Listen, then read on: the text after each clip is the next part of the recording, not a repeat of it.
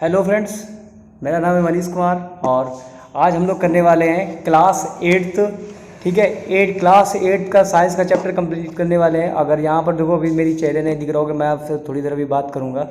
तो यहाँ पर हम लोग क्लास 8 चैप्टर विज्ञान का एनसीईआरटी में कंप्लीट करेंगे। और वीडियो अच्छी लगती है तो उसको लाइक शेयर कमेंट जरूर करिएगा। ठीक है, और चैनल पे नए हो तो सब्सक्राइब करके जाइए ताकि वीडियो आपको अच्छी इंटरेस्टिंग लगेगी। ठीक है, अगर मेरी बातें समझ में आती हैं तो ज़रूर कमेंट करिए। अगर मैं कुछ गलत बोलता हूँ या सही बोलता हूँ तो उस पर आप रिव्यू जरूर किया करिए कि सर आप सही बोल रहे हैं, गलत बोल रहे हैं। ठीक है,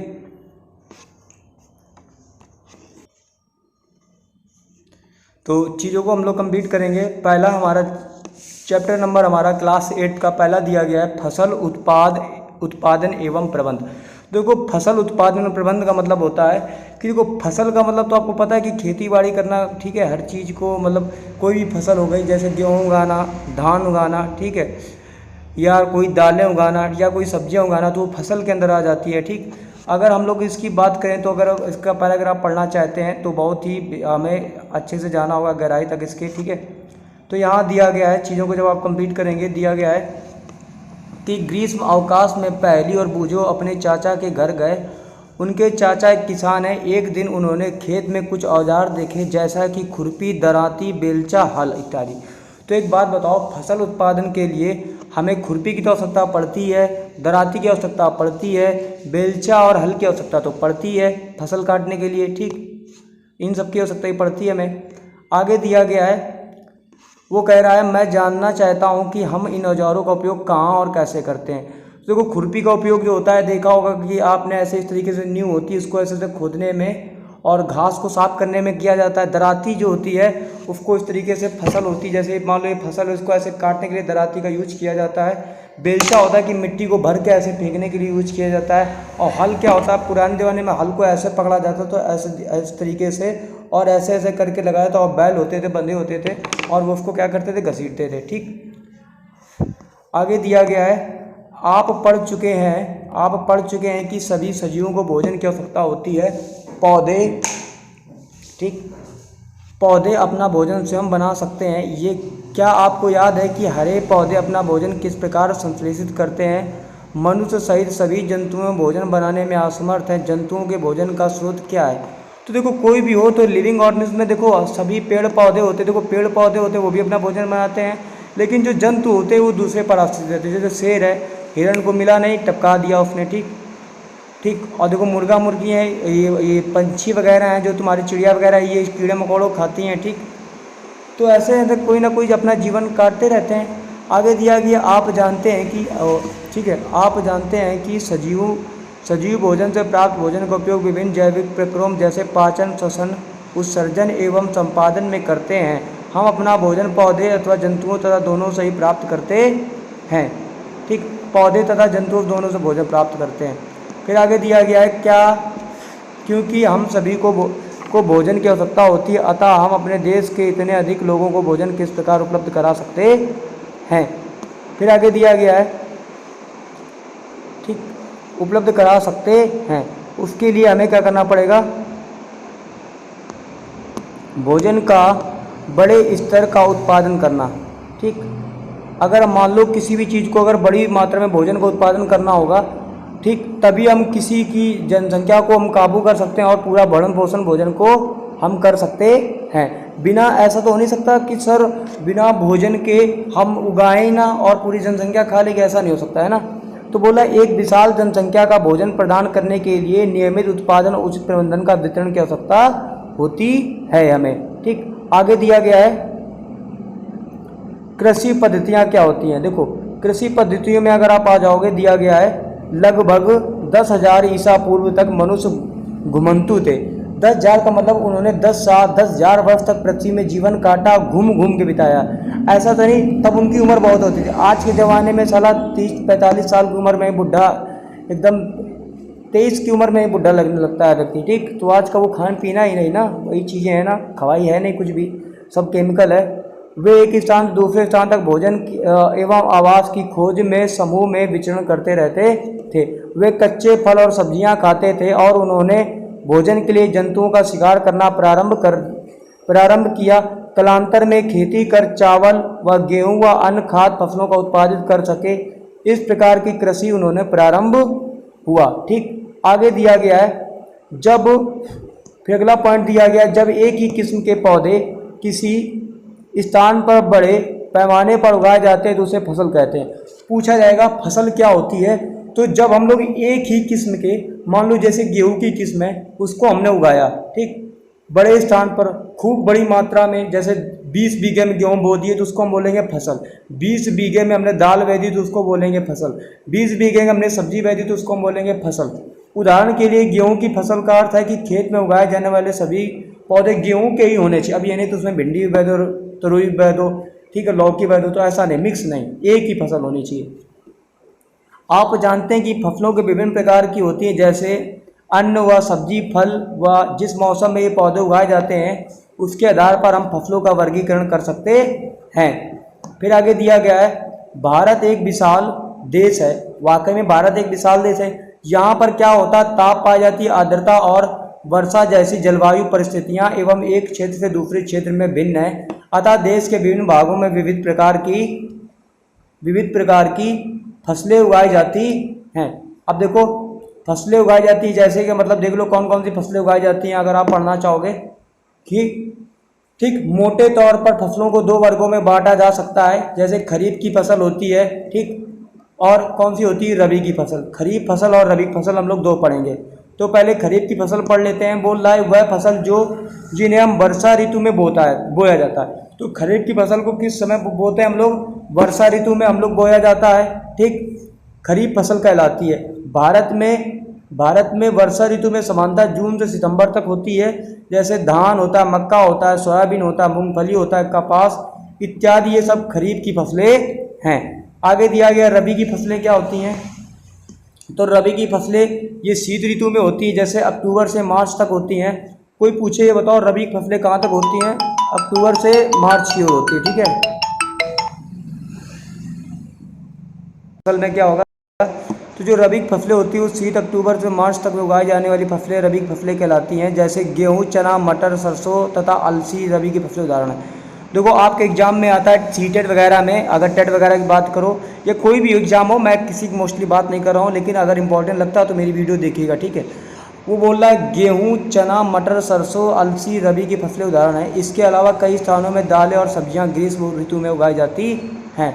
फिर आगे दिया गया है आधारित फसल पद्धतियाँ क्या होती हैं। धान को शीत ऋतु में क्यों नहीं उगाया जा सकता है, बूझो एक क्वेश्चन पूछ रहा है, क्यों नहीं उगाया जाता है। फिर आगे दिया गया है धान को बहुत ही अधिक पानी की आवश्यकता होती है, अतः इसको वर्षा में ही उगाते हैं, क्योंकि धान के लिए हमें मोस्टली तक पानी की आवश्यकता होती नहीं होगी तो हम क्या उगा सकते हैं, नहीं, ऐसा नहीं, बिना धान के नहीं उगा, मतलब बिना पानी की फसल हम नहीं उगा सकते हैं धान की, ठीक। आगे दिया गया फसल उगाने के लिए किसान को अनेक क्रियाकलाप समयावधि में करने पड़ते हैं। आप देखेंगे क्रियाकलाप इस प्रकार हैं कि जिनका उपयोग माली अथवा सजावटी पौधे उगाने के लिए करते हैं। क्रियाकलाप कार्य कृषि पद्धतियाँ जो आगे दिए गए हैं उनके बारे में हम लोग पढ़ेंगे भी, ठीक। जैसे ये सब दिया गया है, जैसे देख लो क्या क्या चीज़ें दी गई हैं यहाँ पर। मिट्टी तैयार करना, बुआई करना, फिर खाद और उर्वरक देना। देखो कोई भी चीज़ है, काम करोगे तो आप मिट्टी तैयार करोगे, फिर बुआई करोगे, फिर खाद और उर्वरक दोगे, फिर उसकी सिंचाई करोगे, फिर खरपतवार से सुरक्षा करोगे, फिर उसकी कटाई करोगे, फिर उस अनाज का भंडारण करोगे। तो सबसे पहले आप क्या करते हो, मिट्टी को तैयार करते हो, फिर उसकी बुआई करवाते हो बीज में, फिर खाद और उर्वरक देते हो, फिर उसकी सिंचाई करवाते हो, फिर खरपतवार से सुरक्षा करते हो। मतलब खरपतवार मतलब जो कूड़ा करकट, मतलब घास फूस जमा हो जाती है, उससे वो वहाँ पे उसको अलग करके काट के अलग करते हो, कटाई करते हो, भंडारण करते हो, ठीक। उसके बाद तो हम लोग पहला पॉइंट पढ़ेंगे मिट्टी की तैयार करना, ठीक। सारे पॉइंट पढ़ेंगे एक एक हम लोग। तो देखो मिट्टी किस प्रकार तैयार करते हैं हम लोग, तो देखो यहाँ पर फसल उगाने से पहले मिट्टी तैयार करना प्रथम चरण है। अगर मान लो अगर आपको फसल उगानी है तो सबसे पहले आप क्या करेंगे, मिट्टी को तैयार करेंगे, ठीक। मिट्टी तैयार करने का मतलब क्या होता है, देखो इधर। उसके बाद इसे आप पोला बनाना कृषि का अत्यंत महत्वपूर्ण कार्य है। मतलब मिट्टी को पलटना तथा इसे पोला बनाना, मतलब जुताई कराओगे एकदम नमी, एकदम ढीला मट्टी को बना दो एकदम भुरभुरा आटे जैसा, ठीक। इससे जुड़ी भूमि में गहराई तक जा सकती हैं, ताकि इस भूमि में जो जड़ें होती हैं वो गहराई तक जा सकें। पोली मिट्टी में उगाई गई जो फसलें होती हैं जो हमारी पोली मिट्टी होती है उसमें गहराई में धसी गई जड़ में सरलता से श्वसन कार्य कर सकती हैं। पोली मिट्टी किस प्रकार पौधे की जड़ों में सरलता से श्वसन करने में सहायक है, क्वेश्चन पूछ रहा है। तो पोली मिट्टी में रहने वाले केचुए और सूक्ष्म द्रव्य वृद्धि करने में सहायता करती है। तो देखो पोली मिट्टी में केचुए होते हैं, और जब केचुए होंगे तो केचुए क्या करते हैं, मिट्टी को एकदम भुरभुरी टाइप बना देते, एकदम नमी, जैसे उसमें नमी पहुंचती रहती है उसी प्रकार केचुआ भी उस मिट्टी को एकदम हल्की बना देता है। ठीक, आगे दिया गया है हमारा, बोल रहा है यह जीव किसानों के मित्र होते हैं। तो पूछा जाएगा कि केचुआ क्या होता है, किसान का मित्र होता है, क्योंकि यह मिट्टी को और पलट कर पोला करते हैं तथा ह्यूमस बनाते हैं। परंतु मिट्टी को पलटना और पोला करना क्यों आवश्यक है?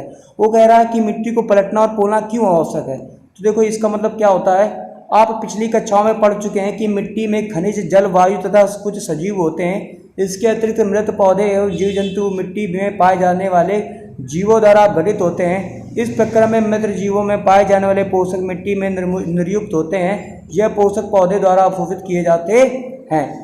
ठीक, क्योंकि ऊपरी परत में कुछ सेंटीमीटर की मिट्टी के पौधे में वृद्धि में सहायक होती है।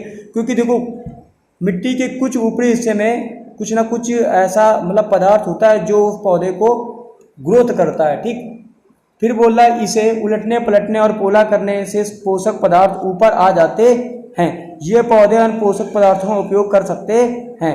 अतः मिट्टी को उलटना, पलटना और पोला करना फसल उगाने के लिए अत्यंत महत्वपूर्ण है। देखो मिट्टी जितनी अच्छी होगी, ढीली होगी, उतनी अच्छी फसल क्या होती है, उगती है। तो ये चीज़ आपको पता होना चाहिए।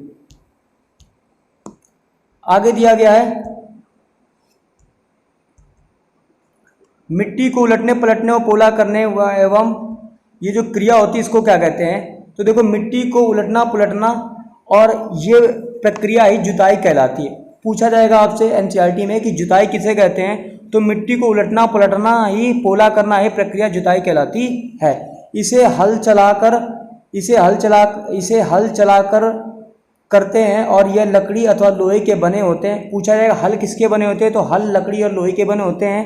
ठीक, यदि मिट्टी अत्यंत सूखी है तो जुताई से पहले से पानी देने की आवश्यकता भी पड़ सकती है, क्योंकि जुते हुए खेत में मिट्टी के बड़े बड़े ढेले भी हो सकते हैं। ठीक, अगर पानी लगा दो तो ढेले क्या हो जाएंगे, टूट जाएंगे।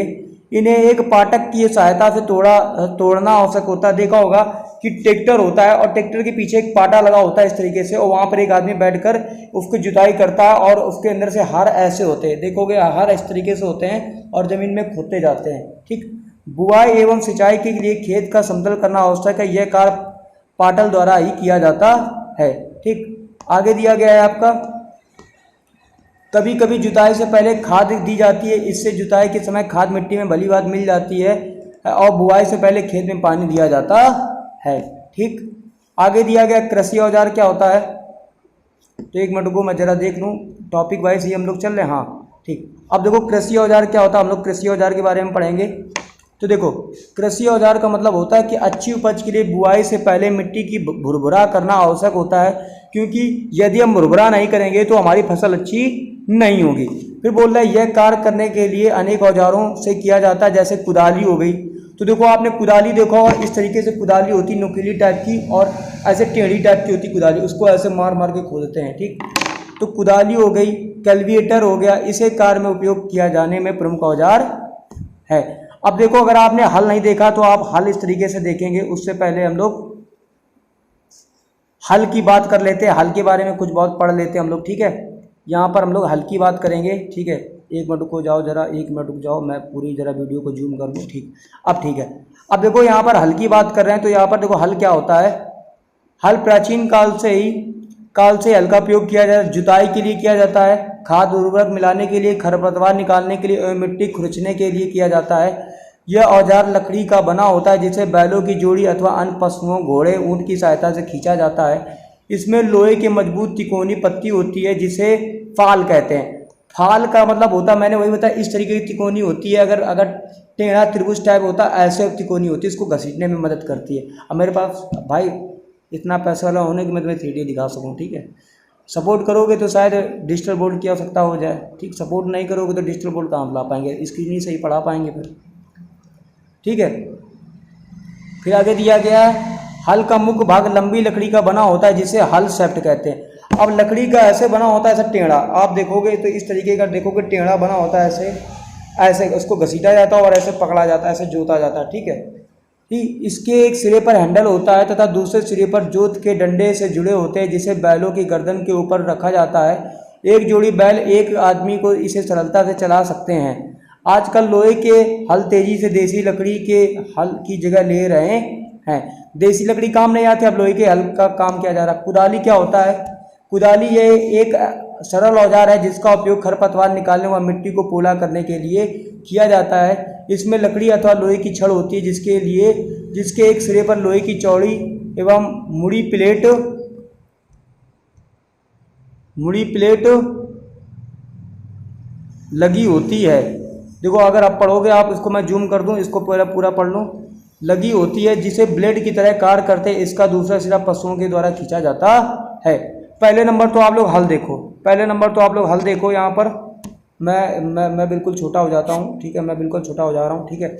अब देख लो ये किसान है, अब ये मान लो कि एक किसान है, अब देख रहे हो ये हल किस तरीके से बना है। देखो दो डंडियाँ लगी हैं, और अब इस देख रहे हो ये हल है आपका, ये जो है आपका हल है, इस तरीके से तिकोना आपका हल बना है। अगर फिर से बात करें तो ये इस तरीके का हल है, इस तरीके का हल होता है, ठीक, इस तरीके का, ठीक, और इस तरीके का होता है, और यहाँ पर एक पकड़ने वाला मुट्ठा होता है ना, इस तरीके का। आप देख सकते हो ये हल शेफ्ट, ये इस तरीके का देख लो, ये आपका हल होता है, हल शेफ्ट, ठीक है, इस तरीके का होता है। मैंने बोला था पकड़ने वाला मुट्ठा होता है, इसको यहाँ से पकड़ते हैं और ये ज़मीन के अंदर पार्ट होता है, ठीक, इसको बोलते हैं जोत, ठीक। आगे दिया गया है कुदाली क्या होता है। ये देखो मुड़ी हुई प्लेट होती है, ये पकड़ होती है हैंडल, और इसको बोलते हैं जोत। इसको क्या बोलते हैं? जोत बोलते हैं, छड़, ठीक। ये भी एक जोतने के लिए ही काम में लाई जाती है। तो और कोई चीज़ें तो है नहीं आपके लिए। फिर आगे दिया गया है कैलकुलेटर क्या होता है। तो देखो कैलकुलेटर का मतलब क्या होता है, यहाँ पर मैं थोड़ा सा बड़ा कर लूँ आपको, मैं तो दिखना चाहिए ना, मैं नहीं दिखूँगा तो फिर थोड़ा सा गड़बड़ हो जाएगा ना। देखो कैलकुलेटर क्या होता है, जो कैलकुलेटर होता है, तो देखो इसमें दिया गया है आजकल जुताई ट्रैक्टर द्वारा संचालित कैलकुलेटर से ही किया जाता है। कैलकुलेटर का उपयोग श्रम और समय दोनों की बचत करती है। तो ये तुम्हारा पार्ट जो होता है वो कैलकुलेटर होता है, ठीक, ये कैलकुलेटर होता है, ठीक। अब इसका पूरा उपयोग हम लोग करते हैं। अब देख लें, मैं पूरा चैप्टर यहाँ तक, हाँ। फिर उसके बाद बुआई करते हैं। उसके बाद क्या करते हैं हम लोग, यहाँ पर बुआई करते हैं। बुआई का मतलब क्या होता है, देखो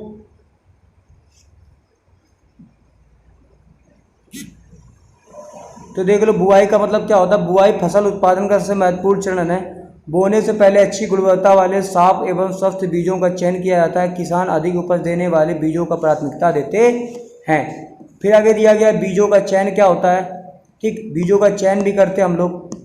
एक दिन मैंने अपनी माँ को देखा, माँ चने के कुछ बीज एक बर्तन में रखकर उसी कुछ पानी डाल देती। कुछ मिनट पश्चात बीज पानी के में ऊपर तैरने लगे। मुझे आश्चर्य हुआ, कुछ बीज पानी के ऊपर भी क्यों तैरने लगते हैं। तो ऐसा नहीं कि क्यों तैरने लगते, इसका मतलब भी हर चीज़ होता है, ठीक है। फिर आगे दिया गया क्रियाकलाप 1.1 देखेंगे, अगर अब यहाँ पे हम बात करेंगे।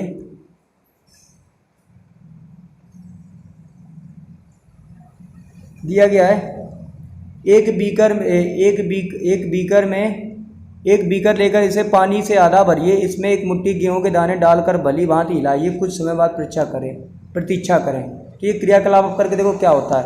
आगे दिया गया है क्या कुछ बीज जल के ऊपर तैरने लगते हैं। जो बीज पानी में बैठ जाते हुए हल्के हैं या भारी हैं। क्षतिग्रस्त बीज खोखले हो जाते हैं, इस कारण वो हल्के होते हैं, अतः यह जल में तैरने लगते हैं। अच्छे और स्वस्थ बीजों की क्षतिग्रस्त बीजों में अलग करने की अच्छी विधि होती है।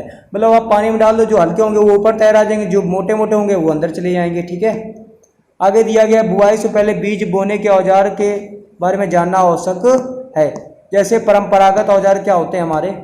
परंपरागत रूप से बीजों की बुआई में इस्तेमाल किया जाने वाला औजार कीप के आकार का होता है, जिसे हम लोग देखेंगे। बीजों की कीप के अंदर डालने के 2 या 3 नुकीले सिरे वाले पाइपों से गुजरते हैं। ये मिट्टी को भेदकर बीज को स्थापित कर देते हैं। अब ये देखो कीप होता है, ये कीप जो होता है इसमें हम लोग बीज डालते हैं, और इस बीज को जब डालेंगे तो ये सीधे सीधे क्या होता है कि जैसे डालते रहते हुए मिट्टी के अंदर चला जाता है, ठीक है। ये अच्छी प्रक्रिया होती है बीजों बोने की परंपरागत तरीका। आगे देख लो, ये हमारा होता है सीड ड्रिल। सीड ड्रिल क्या होता है देख लो आप। सीड ड्रिल कैसी मशीन होती है देख लो आप भाई। ये भी एक अच्छी मशीन होती है जो मिट्टी को भुरभुरा बना सकती है, ठीक है। अब देख लो सीड ड्रिल क्या होता है, ठीक। सीड ड्रिल की बात करें तो सीड ड्रिल जो होता है, आजकल बुआई के लिए ट्रैक्टर द्वारा संचालित सीड ड्रिल का उपयोग होता है। इसके द्वारा बीजों में समान दूरी गहराई बनी रहती है। यह सुनिश्चित करता है कि बुआई के बाद बीज मिट्टी द्वारा ढक जाए। इससे बीजों की पक्षियों द्वारा खाए जाने से रोका जा सकता है। दिया गया सीड ड्रिल द्वारा बुआई करने व समय व श्रम दोनों की ही बचत होती है। आगे दिया गया है, बोल रहा है ये, मेरे विद्यालय के समीप एक पौधाशाला है, नर्सरी है। मैंने देखा कि पौधे के छोटे और थैले में रखे रहते हैं। इस प्रकार क्यों रखे गए हैं? क्वेश्चन बोला है कि मेरे विद्यालय के पास एक पौधाशाला है जिसको नर्सरी बोलते हैं, वहाँ पर मैंने देखी छोटे छोटे थैलों में कुछ रखा रहता है, इनमें है ना, वो इस प्रकार क्यों रखे गए हैं पौधे? बोल रहा है कि धान जैसे कुछ पौधे के बीजों को पहले पौधाशाले में उगाया जाता है। पौधे तैयार हो जाने के बाद उन्हें हाथों द्वारा खेत में रोपित कर देते हैं। कुछ वनीय पौधे एवं पुष्पी पौधों में पौधाशाला भी उगाए जाते हैं, ठीक। आगे दिया गया है, पौधे दिया गया है, पौधों को अत्यधिक घने होने से रोकने के लिए बीजों के बीच उचित दूरी अत्यंत महत्वपूर्ण होती है। अगर नहीं रखोगे तो भाई एक ही में चिपक जाएंगे। इससे क्या होता है, इससे देखो, इससे क्या होता है, इससे पौधों को सूर्य का प्रकाश व पोषक एवं जल पर्याप्त मात्रा में प्राप्त करते हैं, पर्याप्त मात्रा में प्राप्त करते होता है। अधिक घनेपन को रोकने के लिए कुछ पौधों को निकाल कर हटा भी दिया जाता है। आगे दिया गया, खाद एवं उर्वरकता मिलाना क्या होता है? वे पदार्थ जो मिट्टी में पोषक स्तर बनाए रखने के लिए मिलाया जाता है उन्हें खाद एवं उर्वरकता कहते हैं। तो खाद और उर्वरकता का मतलब क्या होता है कि ऐसे पदार्थ जिन्हें मिट्टी में पोषक स्तर बनाए रखने के लिए मिलाया जाता है उन्हें खाद एवं उर्वरक कहते हैं, उन्हें खाद एवं उर्वरक कहते हैं। आगे दिया गया है, मैंने खेत में उगने वाली स्वस्थ फसल पौधों को देखा है जबकि पास के खेत में कमजोर थे। कुछ पौधे अन्य पौधों की तुलना में ज़्यादा अच्छी तरह से क्यों उगते हैं? तो दिया गया यहाँ पर क्यों अच्छे उग जाते हैं, क्योंकि उनमें एक घटना होती है, मिट्टी फसल को खनिज पदार्थ प्रदान करती है। ये पोषक पौधों की वृद्धि के लिए सहायक है। कुछ क्षेत्रों में किसान खेत में एक के बाद एक दूसरी फसल उगाता रहता है। खेत में कभी भी खाली नहीं छोड़े जाते हैं, ठीक। क्योंकि कल्पना कीजिए यदि कि पोषकों का क्या होता होगा, कल्पना कीजिए कि पोषकों में क्या होता होगा। फसलों के लगातार उगाने से मिट्टी में कुछ फसलों की कमी हो जाती है। इस क्षति को पूरा करने हेतु किसान खेतों में खाद देते हैं। यह प्रक्रम खाद देना ही कहलाता है। खाद देने का मतलब क्या होता है कि जब कोई पौधा कमज़ोर हो जाता है तो उसके लिए हमें खाद की आवश्यकता होती है जिससे उसमें वृद्धि हो जाए, ठीक। आगे दिया गया है, खाद एक कार्बनिक जैविक पदार्थ है जो पौधों या जंतु अपशिष्ट से प्राप्त होती है। किसान पौधा एवं जंतु अपशिष्ट को एवं गड्ढे में डालते जाते हैं तथा इसके अपघटन होने के लिए खुले में छोड़ देते हैं। अपघटन की कुछ सूक्ष्म जीवों द्वारा होता है। अपघटित पदार्थ खाद के रूप में उपयोग किया जाता है। आप कक्षा 6 में वर्मी कंपोस्टिंग अथवा केंचुओं द्वारा खाद तैयार करने के विषय में पढ़ चुके हैं। तो कक्षा 6 में हम लोग ये चीज़ें हम लोग पढ़ चुके हैं, उससे में कोई मतलब नहीं है। आगे दिया गया क्रियाकलाप हमें करना है। क्रियाकलाप के लिए हमें क्या करना पड़ेगा, सिंपल है, चीज़ों को दिया गया है। मूंग तथा चने लेकर उन्हें अंकुरित कीजिए। उनमें से एक आकार वाले 3 नवोदित बीज छांट लीजिएगा। आप 3 गिलास अथवा ऐसे एक पत्र लीजिए जिसमें ABC निशान लगाइए। गिलास ए में थोड़ी सी मिट्टी लेकर उसमें थोड़ी सी गोबर की खाद मिलाइए। गिलास B में समान मात्रा में मिट्टी लेकर उसमें थोड़ा सा यूरिया मिलाइए, ठीक। गिलास C में कुछ मिट्टी लीजिए और बिना कुछ मिलाए अब उनमें पानी की समान मात्रा डालकर सुरक्षित स्थान पर रख दीजिएगा। प्रतिदिन पानी देते रहिएगा। तो 7 दिन बाद उनकी वृद्धि को नोट कीजिएगा। तो देखोगे आप ये प्रयोग की तैयारी की जा रही है, ठीक। ABC तो B वाले में ज़्यादा तेज उग जाएगा। B वाले में क्या था, B वाले में मिट्टी लिया और यूरिया मिला दिया, तो यूरिया मिलाने ज़्यादा तेज पौधा मिल जाता है क्योंकि केमिकल होता है, ठीक है। आगे दिया गया है हमारा, क्या तीनों गिलास, बोल रहा है क्या तीनों गिलासों के कुछ पौधों में वृद्धि की गई है? एक मिनट रुकना जरा, थोड़ा सा छोटा कर लेते हैं हम लोग। बोल रहा है क्या तीनों गिलासों में वृद्धि की गई है? तो बताओ क्या तीनों गिलासों में पौधों में कुछ वृद्धि की गई कि नहीं की नहीं? एक समान है कि किस गिलास में पौधे की वृद्धि बेहतर है, किस गिलास में पौधे की वृद्धि सबसे अधिक है। उर्वरक रासायनिक पदार्थों एवं पोषकों के समूह समृद्ध होते हैं क्योंकि वे खाद से कैसे भिन्न है। उर्वरकता में उत्पादन फैक्ट्रियों में किया जाता है, जैसे कुछ उर्वरक होते हैं यूरिया और अमोनिया होते हैं, इनको उत्पादन फैक्ट्री में किया, जैसे फास्फेट होता है, सुपर फास्फेट होता है, पोटास होता है, नाइट्रोजन होता है, फास्फोरस होता है और पोटेशियम होता है। ठीक, इनके उपयोग से क्या होता है कि किसानों को गेहूं, धान तथा मक्का जैसी फसलों की अच्छी उपज प्राप्त करने में सहायता मिल जाती है, परंतु उर्वरकों के अत्यधिक उपयोग में मिट्टी की उर्वरता में कमी आ जाती है। अगर आप ज़्यादा पहले यूरिया डाल दोगे फसल एक बार में उग जाएगी, लेकिन मिट्टी की उर्वरता क्या हो जाएगी, नष्ट हो जाएगी। ठीक है, ये आपको पता होना चाहिए। आगे दिया गया है कि यह जल प्रदूषण का भी एक स्रोत बन गया है, अतः मिट्टी की उर्वरता बनाए रखने के लिए हमें उर्वरकों के स्थान पर जैविक खाद का उपयोग करना चाहिए अथवा दो फसलों के बीच के खेत के कुछ समय के लिए बिना कुछ उगाए छोड़ देना चाहिए। ठीक, क्यों छोड़ देना चाहिए? देखो, अगर नहीं छोड़ोगे यार तो वही चीज़ें हैं, अगर आप फसल बोते रहोगे तो साला इंसान एक दिन क्या वही होता है कि इंसान को ठूसते हुए पेट फट जाएगा। ऐसे ही मिट्टी की उर्वरकता भी क्या हो जाएगी, खत्म हो जाएगी अगर उसमें बोते रहोगे बीज। आगे दिया गया है खाद के उपयोग में मिट्टी के गठन एवं जल अवशोषण क्षमता में भी वृद्धि होती है। इससे मिट्टी में सभी पोषकों की प्रतिपूर्ति की जाती है। मिट्टी में पोषकों की प्रतिपूर्ति व अन्य तरीका फसल चक्रण है। फसल चक्रण का मतलब ही क्या होता है कि यह फसल का एक के बाद फसल को उगाते रहना। देखो मोस्टली यार हमारे उत्तर प्रदेश में दो ही फसलें हो पाती हैं अभी तक, जैसे गेहूं और वो क्या कहते हैं, गेहूं और धान, दो ही फसलें 4-4 महीने मान लो और एक महीने रेस्ट देते हैं और उसके बाद यूरिया पेल के उगाते हैं फसल ये लोग। ठीक है, इसीलिए हम लोग कम बढ़ते हैं। ठीक, एक के बाद एक दूसरे किस्म की फसल एकांतर क्रम में उगाकर किया जा सकता है। ठीक, तो आगे दिया गया है पहले उत्तर भारत में किसान फलीदार चारा दिया गया है यहाँ पर। हाँ, आगे दिया गया पहले उत्तर भारत में किसान फलीदार चारा एक ऋतु में उगाते थे तथा गेहूं दूसरे ऋतु में उगाते। इससे मिट्टी में नाइट्रोजन का पुनः पूरण होता। पूछा जाएगा मिट्टी में क्या पाई जाती है, मिट्टी में नाइट्रोजन पाई जाती है। ठीक है, आगे दिया गया है किसानों की इस वृद्धि को अपनाने के लिए प्रोत्साहित किया गया। ठीक, पिछली कक्षा में आप राइजोबियम बैक्टीरिया के विषय में पढ़ चुके हैं। वह फलीदार लेग्यूमिनस पौधों की जड़ों की ग्रंथियों में पाए जाते हैं। कहाँ पाए जाते हैं? लेग्यूमियस पौधों की जड़ों की ग्रंथियों में ये पाए जाते हैं। आगे दिया गया है ग्रंथियों पाए तो और ये वायुमंडलीय नाइट्रोजन का स्थिरीकरण करते हैं। आगे हमारा टॉपिक दिया गया है कि उर्वरकता और खाद में अंतर क्या होता है। तो देखो उर्वरकता और खाद में अंतर के लिए आपको देखो सिंपल सा क्या करना पड़ेगा, यहाँ पर चीज़ों को मैं नीचे आ जाता हूँ थोड़ी देर के लिए। ठीक, तो देखो अंतर के लिए आपको क्या करना पड़ेगा, सिंपल सा, उर्वरक एक मानव निर्मित लवण है। ठीक, खाद क्या होता है? खाद एक प्राकृतिक पदार्थ जो गोबर एवं पौधों के अवशोषक के विघटन से प्राप्त होती है। उर्वरक का उत्पादन फैक्ट्रियों में किया जाता है, लेकिन खाद खेतों में बनाई जा सकती है। उर्वरक दिया गया, उर्वरक से मिट्टी का ह्यूमस प्राप्त नहीं होती है, जबकि खाद मिट्टी से ह्यूमस प्रचुर मात्रा में प्राप्त होती है। उर्वरक में पादप पोषक जैसे कि नाइट्रोजन, फास्फोरस, पोटेशियम की प्रचुर मात्रा पाई जाती है, लेकिन खाद में पोषक एवं तुलनात्मक रूप से कम होती है। ठीक, आगे आप आ जाओगे, खाद के लाभ आ जाओ, देख लो खाद के लाभ क्या होते हैं बच्चों लोग। तो यहाँ पे हम लोग क्या करेंगे, खाद के लाभ पढ़ेंगे। ठीक है, तो खाद के लाभ के लिए आपको सिंपल सा चीज़ों को आनी चाहिए।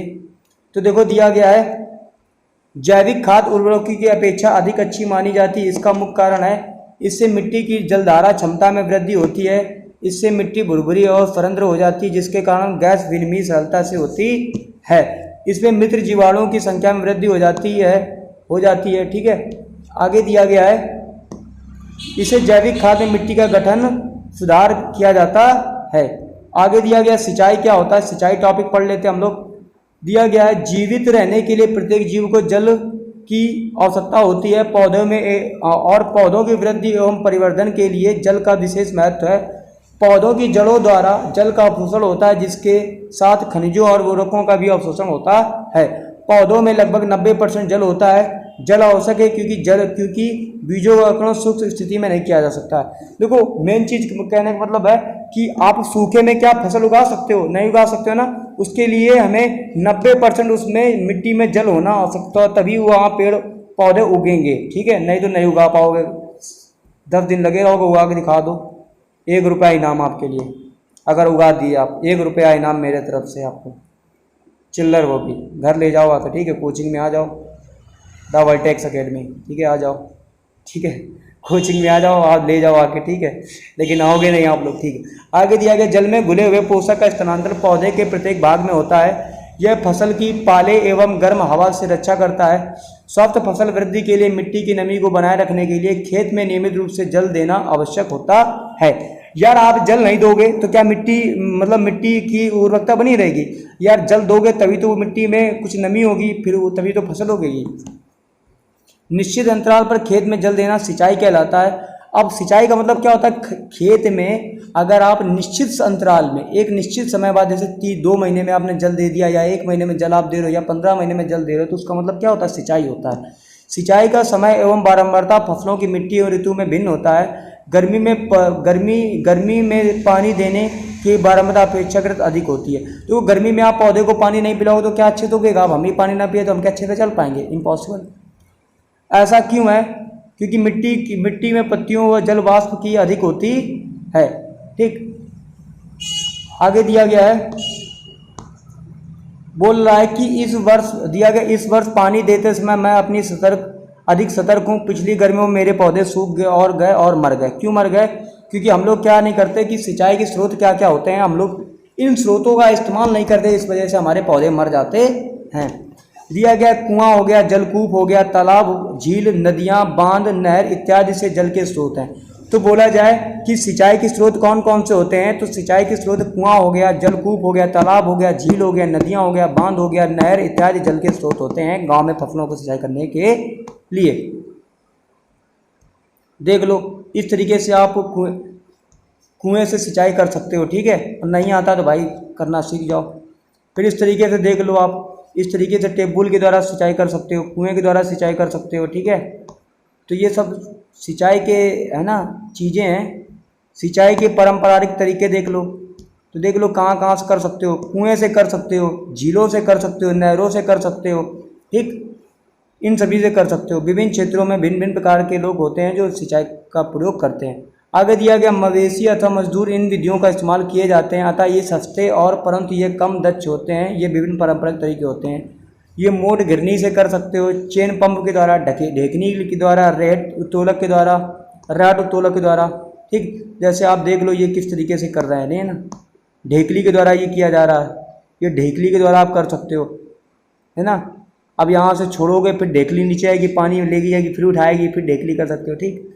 ये चेन पंप के द्वारा कर सकते हो, ठीक है।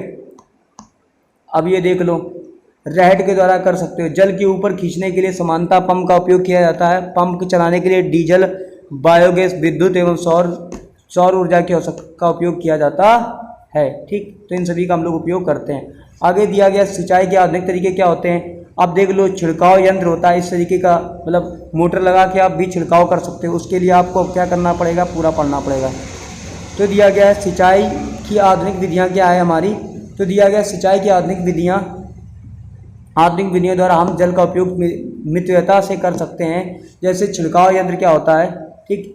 स्प्रिंकलर सिस्टम क्या होता है? स्प्रिंकलर सिस्टम का मतलब होता है इस विधि के उपयोग से असमतल भूमि के लिए किया जाता है जहाँ पर जल कम मात्रा में उपलब्ध हो, ठीक, तथा ऊर्ध्वाधर पाइप नलों के ऊपरी सिरों पर घूमने वाले नोजल लगे होते हैं। ये पाइप निश्चित दूरी पर मुख्य पाइप से जुड़े होते हैं तथा जब पंप की सहायता से जल के मुख्य पाइप में भेजा जाता है तब वो क्या करने लगते हैं, घूमने लगते हैं। ये क्या करने लगते हैं, घूमते हुए नोजल से बाहर निकलता है। इस प्रकार छिड़काव पौधे पर होता है। आगे दिया, जैसे वर्षा हो रही है, छिड़काव लान, कॉफी, खेत एवं अन्य फसलों के लिए अत्यंत उपयोगी होते हैं।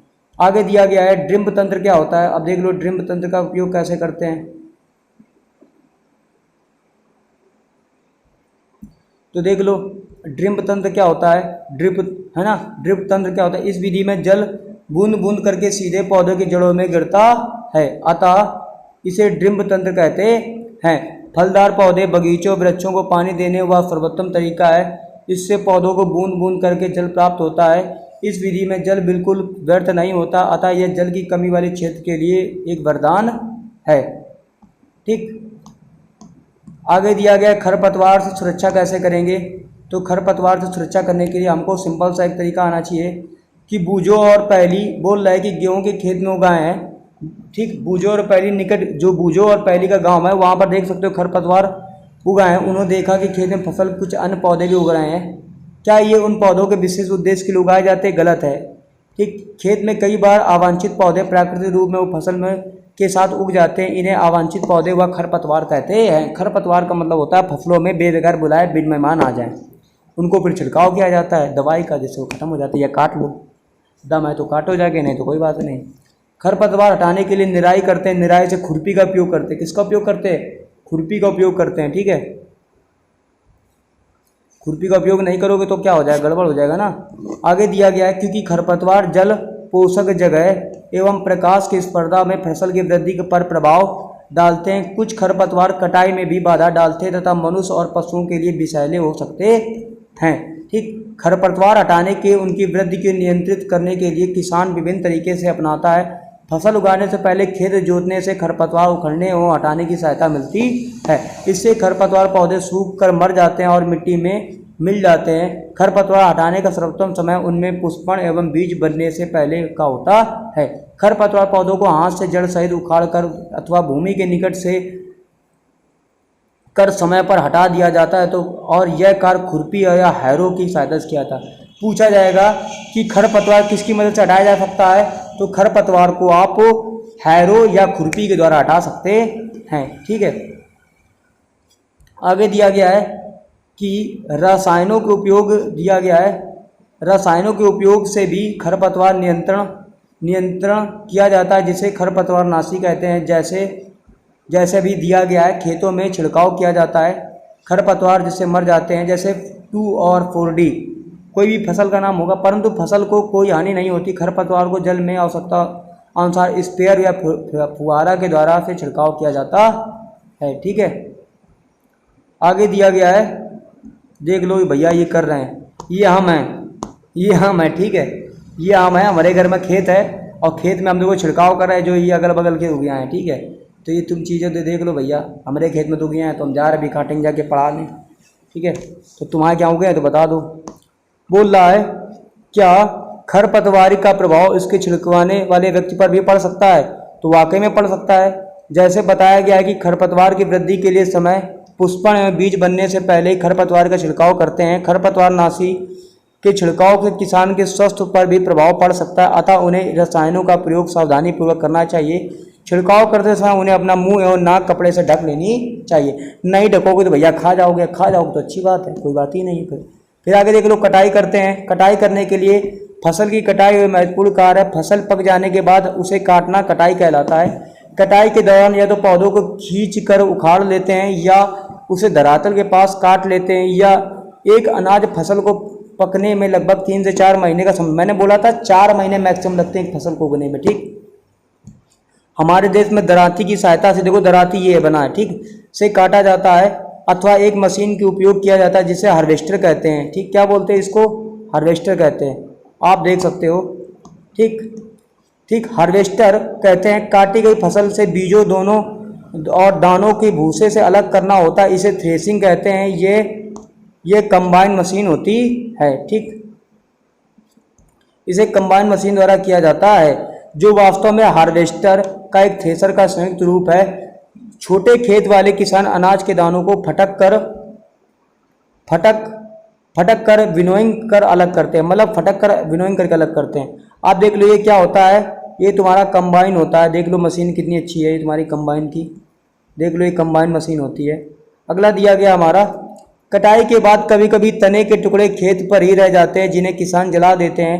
पहली इन टुकड़ों के खेत में जलाने के कारण चिंतित है, वह जानना चाहती है कि इससे प्रदूषण होता है। इससे खेत में पड़ी फसल आग लगने का खतरा भी होता है। अब देख लो भाई, विनोइंग फटकने वाली मशीन ये देख लो होती है। ठीक है, आगे देख लो आप, कटाई पर्व क्या होता है देख लो। कटाई पर्व भी आपको पढ़ना जरूरी है, दिया गया है। देख लो कटाई पर्व आपने नहीं, हाँ कटाई पर्व देखो, 3 से 4 महीने के कठोर परिश्रम के बाद, भैया 3 से 4 महीने जब परिश्रम कर लोगे तब कटाई के बाद समय आता है। स्वर्णिम दानों से भरी हुई खड़ी फसल किसानों के हृदय में उल्लास एवं अच्छे समय का भाव संचारित करती है। यह समय थोड़ा आराम करने व खुशी मनाने का है, क्योंकि पिछली ऋतु के प्रयत्न का फल मिलता है। इसलिए भारत के सभी भागों में कटाई का समय हर्षोल्लास एवं खुशी का होता है। पुरुष एवं महिलाएं सभी मिलकर इस पर्व को मनाते हैं। ठीक भैया, पुरुष महिलाएं मिलाएंगे, बच्चे भी लगे बनाएंगे, उसका हस्बैंड मनाएगा जाके, सब कुछ आप भी मनाओगे जाके। ठीक, कटाई ऋतु के साथ कुछ विशेष पर्व जैसे पोंगल, बैसाखी, होली, दीपावली, नवान्या एवं बिहू जुड़े हुए हैं। तो होली भी मनाई जाती, दीपावली मनाई जाती, बैसाखी, पोंगल, नवान्या एवं बिहू भी जुड़े होते हैं। भंडारण का मतलब क्या होता है? उत्पाद का भंडारण एक महत्वपूर्ण कार्य है। यह यदि फसल के दानों को अधिक समय तक रखना हो तो उन्हें नमी, कूट, चूहे अर्थात सूक्ष्म जीव से सुरक्षित रखना चाहिए। भैया चूहे तो इतना बड़े होल कर देते जमीन में, तुम्हारे दाने तो चट कर जाएंगे और हक हक के मुंह से लेड़ी भर देंगे। ठीक है, आगे दिया ताज़ा फसल में नमी की मात्रा अधिक होती है। यदि फसल के दाने बीजों को सुखाए बिना भंडारित किया गया हो तो उनके खराब होने अथवा जीवों द्वारा आक्रमण से अंकुरण करने के लिए अनुपयोगी हो जाते हैं। अतः भंडारण से पहले दानों बीजों को धूप में सुखाना आवश्यक है, जिससे क्या होती है, उनकी नमी में कमी आ जाएगी। इससे उनकी कीट पीड़कों, जीवाणु एवं कवकों से सुरक्षा हो जाती है। किसानों अपनी फसल उत्पाद का भंडारण जूट एवं बोरे, धातु के बड़े बड़े पात्र का मतलब होता है बिन्स, पात्र का मतलब बिन्स में करते हैं, परंतु बीजों को बड़े पैमानों का भंडारण साइलो और भंडार गृहों में किया जाता है। ठीक है, बोल रहा है, फिर वही बोल रही, मैंने अपनी माँ को अनाज रखे लोहे के एक ड्रम में नीम की सूखी पत्तियां रखते हुए देखा है। देखो नीम की पत्तियां बहुत रखना जरूरी, उससे क्या होता है कि कीड़े नहीं लगते हैं। ठीक है यार, 8 बज गया यार पढ़ाते पढ़ाते। ठीक, देख लो ये बड़े बड़े ड्रम है, अनाज भंडार है, तुम साइलो है ना, तो ये देख लो बड़े बड़े ड्रम में रखा जाता है। देख लो ये तुम्हारे यहाँ है, ये देख लो भैया बोरी, गेहूँ की बोरियाँ, भंडारण में गेहूँ की बोरियां रखी हैं, देख लो अनाज भंडार रखे हैं। ठीक, तो देख लो आगे दिया गया है। ठीक, जंतुओं से भोजन। अब जंतुओं से भोजन कौन कौन से मिलते हैं? दूध किससे मिलता है? गाय, भैंस, बकरी, ऊँटनी से मिलता है।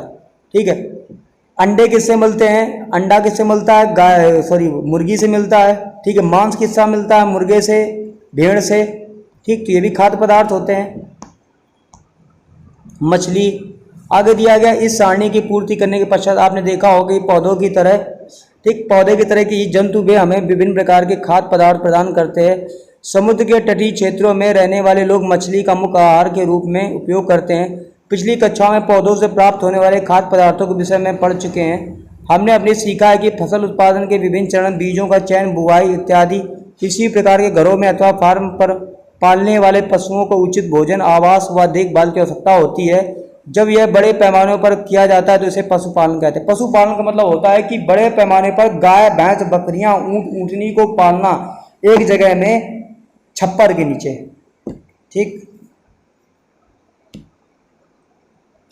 बोल रही है मछली स्वास्थ्य के लिए अच्छा आहार है। हमें मछली के कॉड लीवर तेल मिलता है जिसमें विटामिन डी की अधिक मात्रा पाई जाती है। आगे दिया गया है कृषि पद्धतियाँ, और देखो बहुत बड़ा चैप्टर था, तो हम लोग आगे दिया गया है प्रमुख शब्द थे। आपने क्या सीखा है वो चीज़ हमें यहाँ पे पढ़ना, हमने क्या क्या सीखा है। तो भैया तुम छोटे हो जाओ, मनीष कुमार मेरे चैनल को कोई सब्सक्राइब तो करेगा नहीं, ठीक है, क्योंकि वो जानते हैं बेवकूफ़ है लड़का, पढ़ा क्या रहा है, ठीक है, मतलब चीज़ों को है ना समझा नहीं पा रहा। ना करो, हम अपने लिए पढ़ रहे हैं, तुम्हारे लिए भी पढ़ लेंगे, ठीक है, पढ़ाने होगा जब। लेकिन भाई चीज़ें समझ में आ रही, मैं एनसीईआरटी के बेस्ड पर पढ़ा रहा हूँ केवीएस वाले बच्चों के लिए, ताकि उनको हिंदी में प्रॉब्लम ना हो। बोल रहा है कि अपनी बढ़ती जनसंख्या को भोजन प्रदान करने के लिए हमें विशिष्ट प्रकार पद्धतियों को अपनाना होता है। किसी स्थान पर उगाए जाने वाले एक ही प्रकार पौधों को फसल कहते हैं। भाई एक ही स्थान पर कोई एक पौधा ही उगा दो भैया तो फसल होगा ना। भारत में फसलों को ऋतु के आधार पर 2 वर्गों में बांटा गया, रबी फसल और खरीफ फसल होती है। भारत में 2 प्रकार की फसलें होती है, रबी फसल और खरीफ फसलें होती हैं। ठीक, जुताई करके मिट्टी तैयार करना, उसे समतल करना आवश्यक है। इस कार्य के लिए हल तथा पाटल का उपयोग किया जाता है। आगे दिया गया है बीजों को उचित गहराई पर बोना तथा उनके बीच उचित दूरी रखना अच्छी उपज के लिए आवश्यक है। बीजों की अच्छी किस्म का चयन करके सॉफ्ट बीजों को बोया जाता है, जिसे सीड ड्रिल सहायता से बुआई की जाती है। मिट्टी में पोषकों की समृद्धि और पुनः पूर्ति की आवश्यकता होती है, जिसे कार्बनिक खाद व उर्वरक के उपयोग से किया जाता है। फसलों की नई किस्मों में आने वाले रासायनिक उर्वरकों के लिए बहुत ही उपयोग में वृद्धि होती है। आगे दिया गया पॉइंट, उचित समय व अंतराल पर फसल को जल देना ही सिंचाई कहलाता है। भैया सिंचाई नहीं दोगे तो जल कहाँ से उग जाएगा, जल नहीं उगेगा तो फसल कहाँ से उगाएगी, मिट्टी नहीं उर्वरक बनेगी। निराई में अवांछित व बिना उगाए पौधों को हटाया जाता है, जिन्हें खरपतवार कहते हैं। कटाई का अर्थ है पकी हुई फसल को हाथों के समीप से काटना। दाने एवं भूसे से अलग करना थ्रेसिंग कहलाता है। मतलब भूसे से दाने को अलग करना थ्रेसिंग कहलाता है। बीजों को पीड़कों व सूक्ष्म जीवों से संरक्षित करने के लिए उचित भंडारण की आवश्यकता होती है। आगे दिया गया है कि पशुओं को पालकर खाद्य पदार्थों को प्राप्त करना पशुपालन कहलाता है। अब भैया पशुपालन को पालो और खाद्य पदार्थ उनसे प्राप्त करो, जैसे मछली पालो, मुर्गा पालो, मुर्गी पालो, अंडे मिलेंगे, यही सब चीज़ें हैं भैया। फिर भैया रिक्त स्थान भरो, ठीक, खरीफ फसलें क्या हैं क्या नहीं है, बाएं दाएं, और पूरा ये कंप्लीट हो गया। ठीक, अब हमारे ये चैप्टर पूरे कंप्लीट हो गया। ठीक है, अगर वीडियो अच्छी लगती है तो लाइक शेयर कमेंट जरूर करिएगा। ठीक है, आप लोग ने एनसीईआरटी पूरी कंप्लीट कर ली घंटे में। और मेरी बात सुनिए आप लोग, अगर चैनल पे नए हो तो देखो चैनल को सब्सक्राइब जरूर करिएगा। ठीक है, सब्सक्राइब कर लीजिएगा मेरा, और मेरे चैनल का नाम है @ अगर मैं यहाँ पर @ बनाने की कोशिश करूँगा तो देखो यहाँ पर मैं ये बनाऊँगा, फिर मैं कैपिटल लिखूँगा TGT वाला, स्पेस नहीं देना, WALA TGT वाला लिखना है, स्पेस नहीं देना आपको। ठीक है, अगर वीडियो अच्छी लगती है तो लाइक शेयर कमेंट जरूर करिएगा और दोस्तों को भी शेयर करिएगा। ठीक है, और आपसे कुछ नहीं चाहिए, पैसा कुछ नहीं चाहिए, पैसा does not make depend education, ऊपर वाला है, मेहरबान होगा तो बहुत पैसा देगा। ठीक।